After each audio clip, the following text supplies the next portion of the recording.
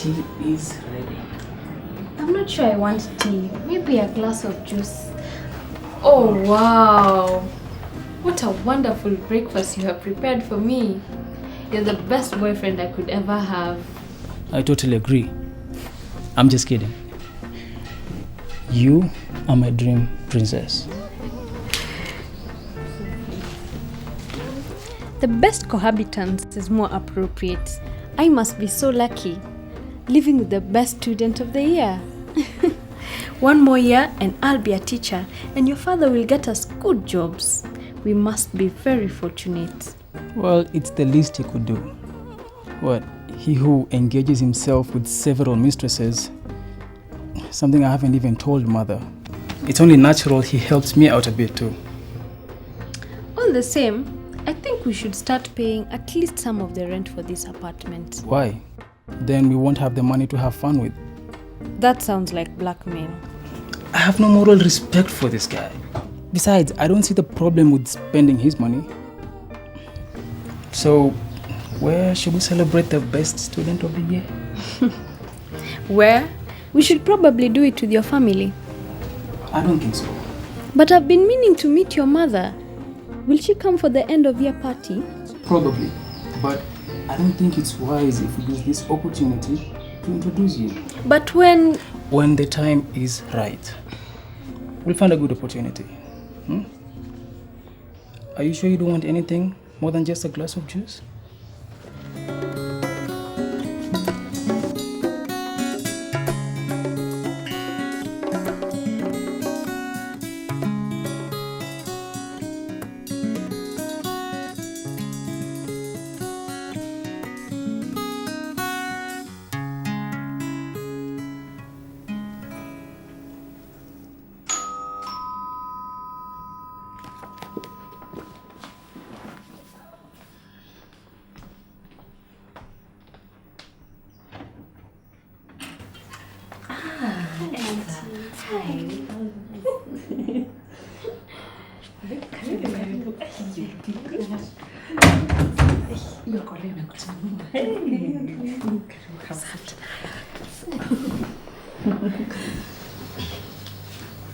How nice.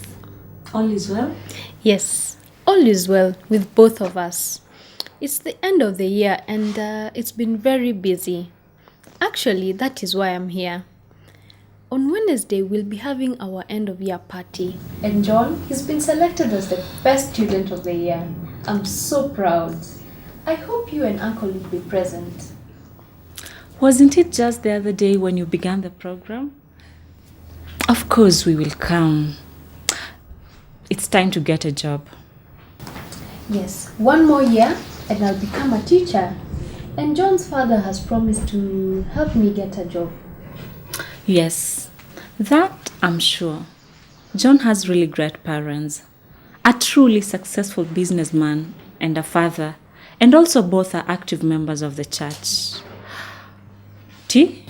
No, thank you. Just some water. Okay, let me get you. Just one more year. Wouldn't this be a good time to get married?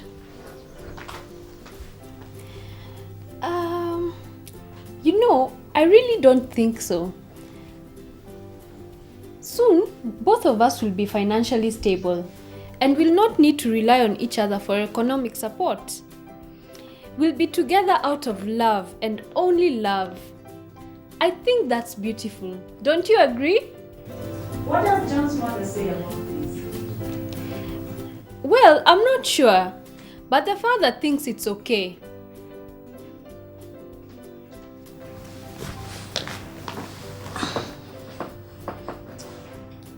I had expected him to. Anyway, have you heard about what happened to Sylvia?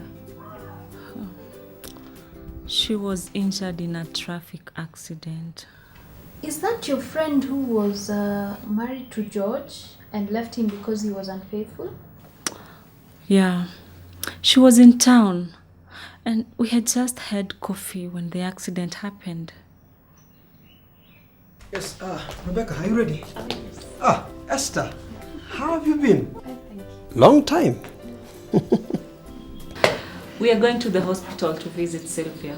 Esther has invited us for her end year party at school, and I said, of course, we'll come. No problem, we will show up.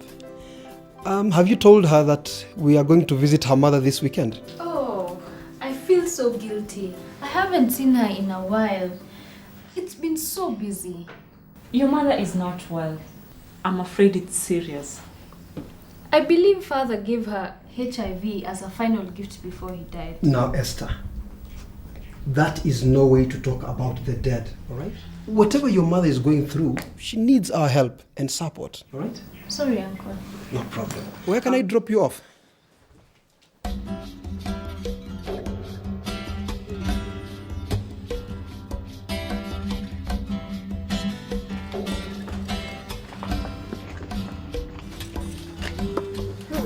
You have been overworking yourself. You need to rest a bit. There are a few days left, Mom. And I need to work for you before Thomas's brothers come for me and the kids. You'll probably be fine. This is the only way you can ensure that your children get some clothes when we are gone. It is not a life I dreamt of when I was a little girl. A man who deceives me, then dies of AIDS, and thereby ensuring that I end up as a slave worker and a second wife. No, you are being too negative. You know what I think? I think one of the greatest mistakes today's women make is that they expect too much and then they end up being disappointed. For our ancestors, they learned to survive. They lived one day at a time. But I just thought we had advanced further than this. Let's change the subject. Don't you think it will be good that your sister and family are coming to visit us for the weekend? So we can see that life is not only a disaster. You know, Rebecca has her own challenges. I have mine, and you have yours.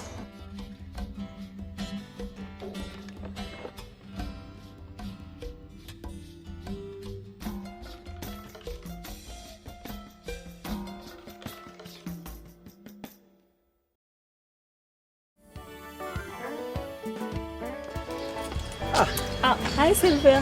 Hi. Okay. Abdul. I should be at work by 6 o'clock this evening. That means we should leave in an hour. Okay.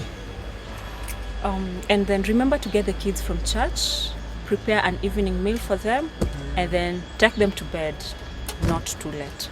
No problem. I guess I will just have to get some food from the kiosk. Then we can... No, not again.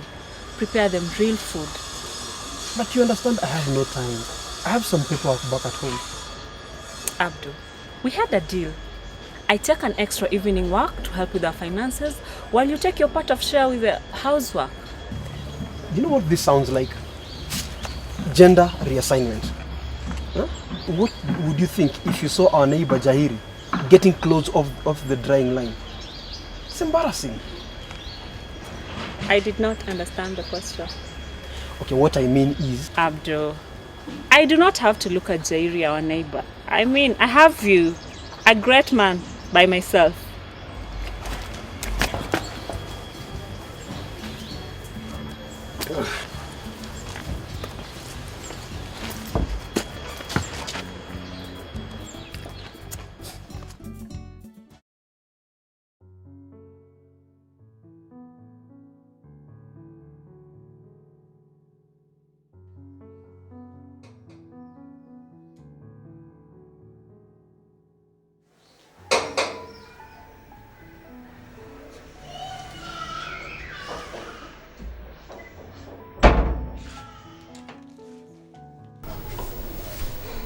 Guess what?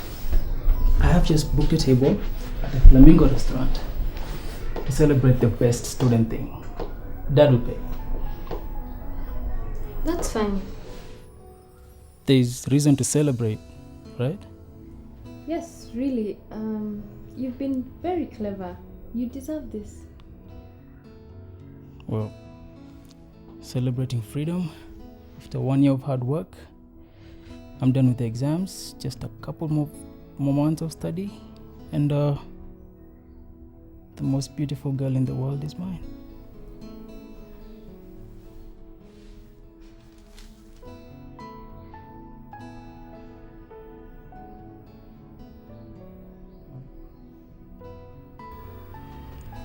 Is this what I think it is?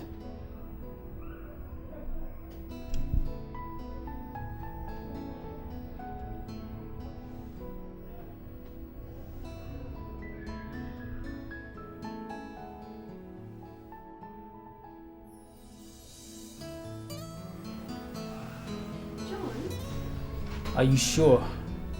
Yes. And I thought I'll be celebrating the great freedom.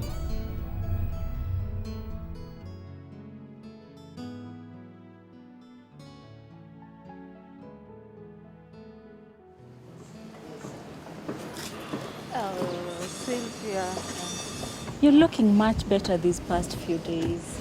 It turned out not to be as serious as it looked as I lay there in the street. George will be here in a few minutes.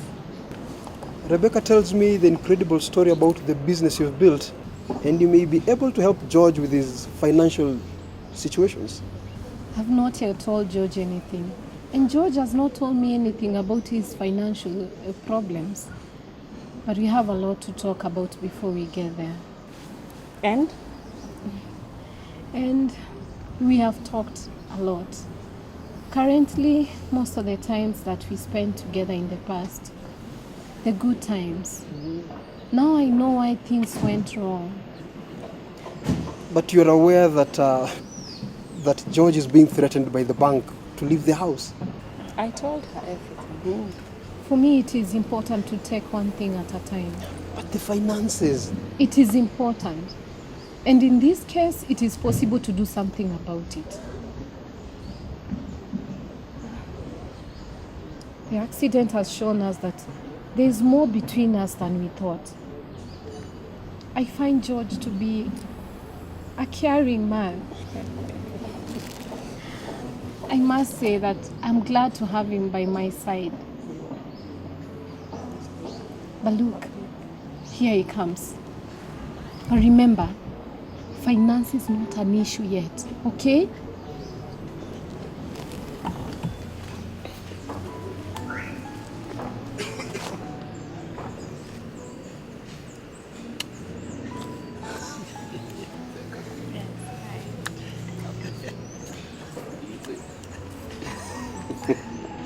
Wow! You look much better than you were this morning. It is incredible how you're recovering in such a short time. Yeah, she has a strong will. I've been telling them that we have spent a lot of time talking about the good times we had. You know, an incident like this makes time stop. It gives you an overview of what really happened, including what went wrong. The first time was like a dream. Everything was positive. It seemed like we only had eyes for each other. Sylvia was the most beautiful woman, and there was no mistake about her. What I later found annoying was at that time just charming. But then, it was like something went blank. George was all a simple girl from the rural area could wish for. Popular, smart, and good looking with a good job. The way he looked at me I was sure it would last forever. The strong feelings gradually decreased. But still it was okay. We had our duties. Sylvia attended to the household chores in a good way, and I had my job. There was no major conflicts, but no strong feelings either. Eventually the differences between us became larger and larger. And with Sylvia's limited education and background, our conversation became less and less interesting. At first, I didn't see it as a big problem. I met interesting people at work. This is the family life in the city, I thought. George was doing his things, I mine. Gradually, he lost interest in me. His only concern was to control how I did the housework and spend the money. His money? I didn't know what one might expect of a marriage. I just thought that my earlier dreams of a loving husband had been unrealistic. The love was just something that brought a man and a woman together. But then... We had amazing sex. But then it seemed like there were other things she was more concerned about.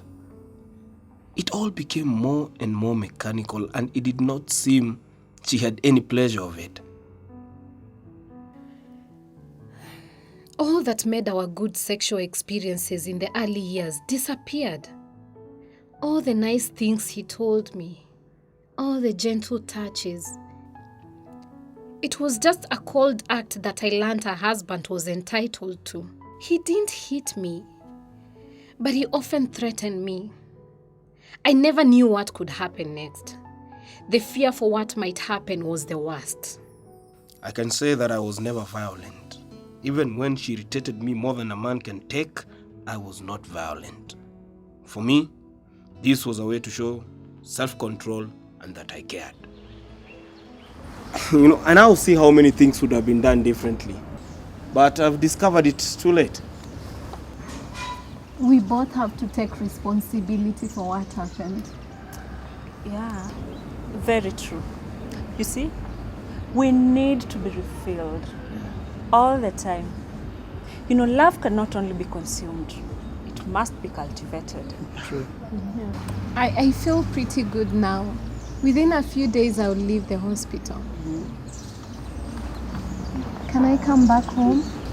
Ready? Don't you need some food more? If you don't want, Yes, absolutely. It's just that there are things that I really need to take care of. I have some challenges. Challenges? We can talk about it. I just need some few more days,